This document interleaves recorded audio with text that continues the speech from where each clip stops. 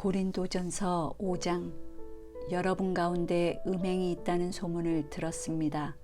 어떤 사람이 계모와 함께 살고 있다니 그런 짓은 이방인들 중에서도 없는 일입니다.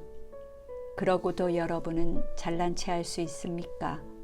오히려 비통한 마음으로 그런 사람을 여러분 가운데서 쫓아내야 하지 않습니까? 내가 비록 몸은 떠나 있으나 마음은 여러분과 함께 있습니다. 그래서 내가 마치 그곳에 있는 것처럼 이런 짓을 한 사람을 이미 처벌하기로 결정하였습니다.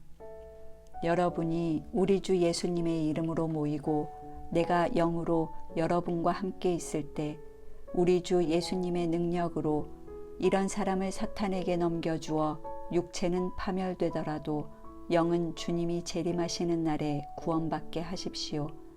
여러분이 자랑하는 것은 좋은 일이 아닙니다. 적은 누룩이 반죽덩어리 전체를 부풀게 한다는 것을 모르십니까? 여러분은 누룩 없는 새 반죽 덩어리가 되기 위해서 죄악의 묵은 누룩을 버리십시오. 우리의 유월절 양이신 그리스도께서 희생의 제물이 되셨으므로 사실 여러분은 누룩이 없는 사람들입니다. 그러므로 악의와 죄악의 묵은 누룩이 아니라 순결과 진실의 누룩 없는 빵으로 유월절을 지킵시다. 내가 여러분에게 쓴 편지에 음란한 사람들과 사귀지 말라고 하였습니다. 이것은 이 세상의 음란한 사람들과 탐욕이 많은 사람들과 사기꾼과 우상 숭배자와 같은 불신자들을 전혀 대하지 말라는 것이 아닙니다. 만일 그렇게 하려면 여러분은 세상 밖으로 나가야 할 것입니다. 내가 말하는 것은 믿는다고 하면서도 음란한 짓을 하고 탐욕을 부리고 우상을 숭배하며 욕설을 일삼고 술 취하고 사기치는 사람들과 사귀지 말고 그런 사람들과는 음식도 같이 먹지 말라는 것입니다. 교회 밖에 있는 사람들은 내가 판단할 일이 아닙니다만 교회 안에 있는 사람들에 대해서는 여러분이 판단해서 처리해야 되지 않겠습니까?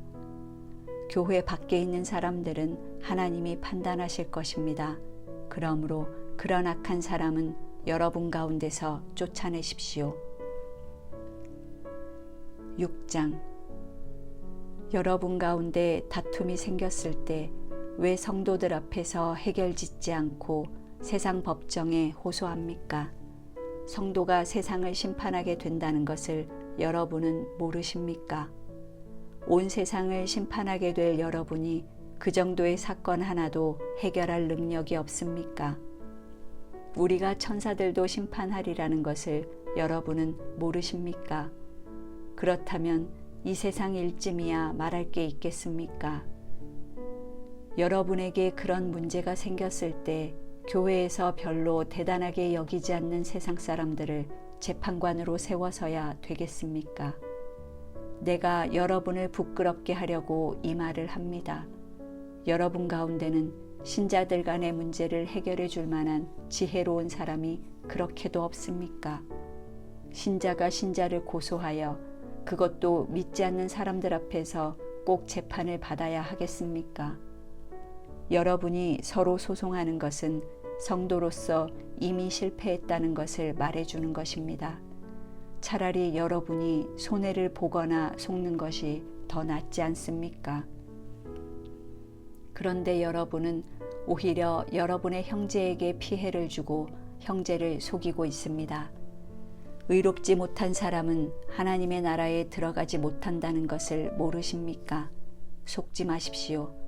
음란한 사람과 우상 숭배자와 간음하는 사람과 여자를 좋아하는 사람과 동성연애자와 도둑과 탐욕이 많은 사람과 술 취하는 사람과 욕설을 일삼는 사람과 착취자는 하나님의 나라에 들어가지 못합니다. 여러분 가운데도 이런 사람들이 있었으나 주 예수 그리스도의 이름과 우리 하나님의 성령으로 죄에서 씻음을 받고 거룩하게 되어 의롭다는 인정을 받았습니다. 무엇이든지 할 수 있는 자유가 있다고 해서 모든 것이 다 유익한 것은 아닙니다. 나도 무슨 일이든지 마음대로 할 수 있지만 나는 그 어떤 것에도 지배를 받지 않을 것입니다. 음식은 배를 위해 있고 배는 음식을 위해 있습니다.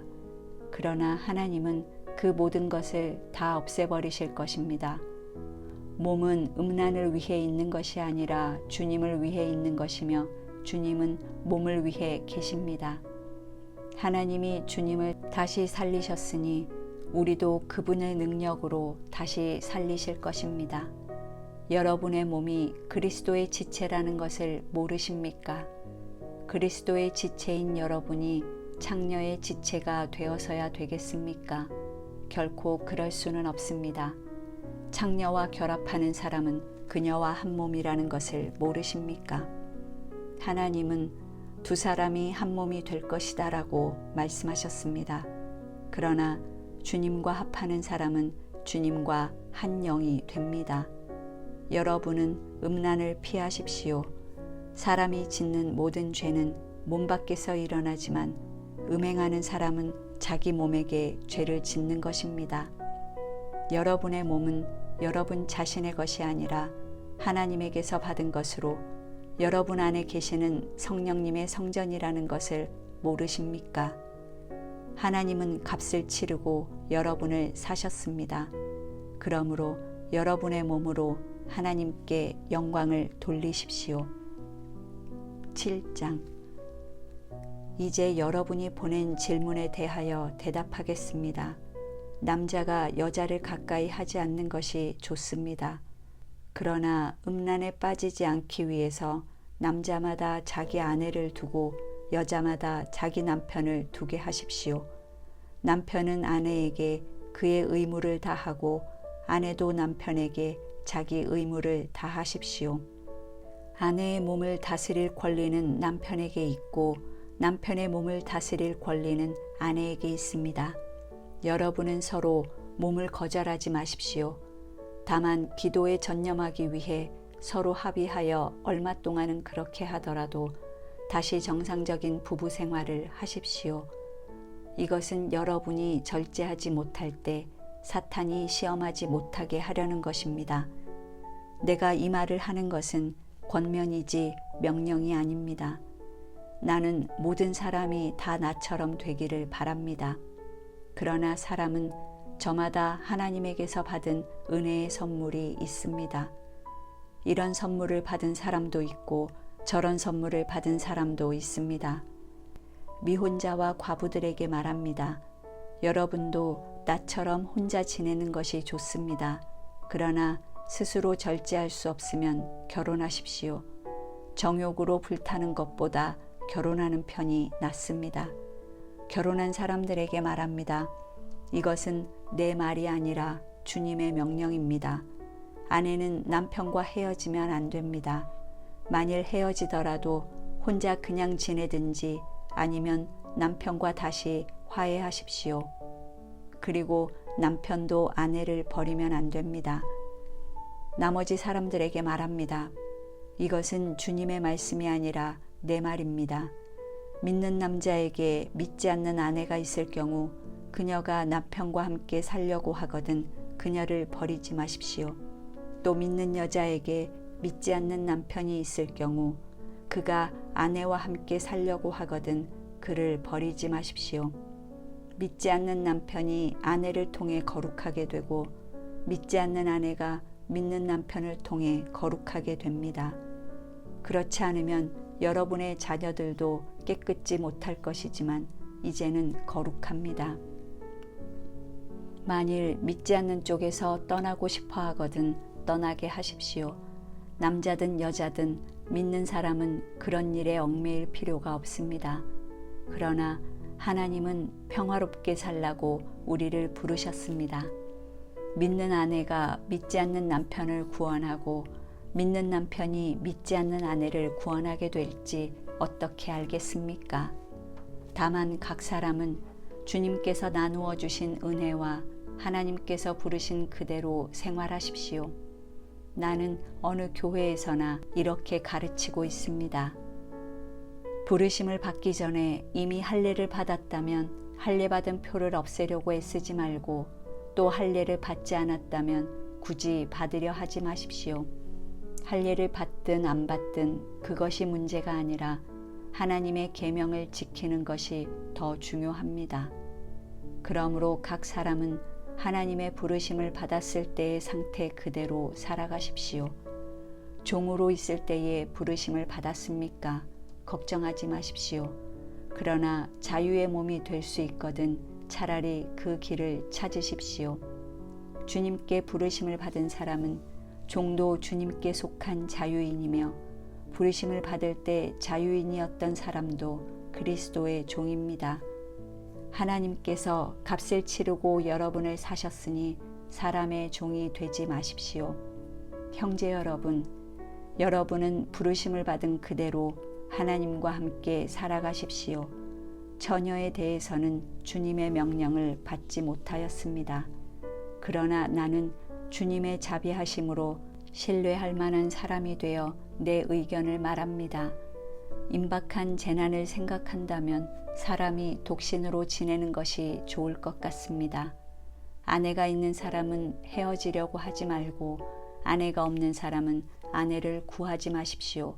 그러나 남자나 여자가 결혼하여도 죄를 짓는 것은 아닙니다. 다만 이런 사람들은 세상살이가 고달프기 마련이므로 여러분을 아끼는 마음에서 하는 말입니다. 형제 여러분, 이제 때가 얼마 남지 않았습니다. 이제부터 안에 있는 사람은 없는 사람같이 사십시오. 우는 사람은 울지 않는 사람같이 하고 기뻐하는 사람은 기뻐하지 않는 사람같이 하며 무엇을 사는 사람은 그것을 소유하지 않은 것처럼 하고 세상 물건을 쓰는 사람은 다 쓰지 못하는 사람같이 하십시오. 이 세상의 유행은 지나가 버립니다. 나는 여러분이 걱정 없이 살기를 바랍니다. 결혼하지 않은 남자는 어떻게 하면 주님을 기쁘시게 할까 하고 주님의 일에만 신경을 쓰지만 결혼한 남자는 어떻게 하면 자기 아내를 기쁘게 할까 하고 세상 일에 신경을 쓰게 되어 마음이 갈라집니다. 그리고 결혼하지 않은 여자나 처녀는 주님의 일에만 신경을 쓰며 몸과 마음을 거룩하게 하려고 애쓰지만 결혼한 여자는 어떻게 하면 자기 남편을 기쁘게 할까 하고 세상 일에만 신경을 씁니다. 내가 이 말을 하는 것은 여러분의 유익을 위한 것이지 여러분의 자유를 구속하려는 것이 아닙니다.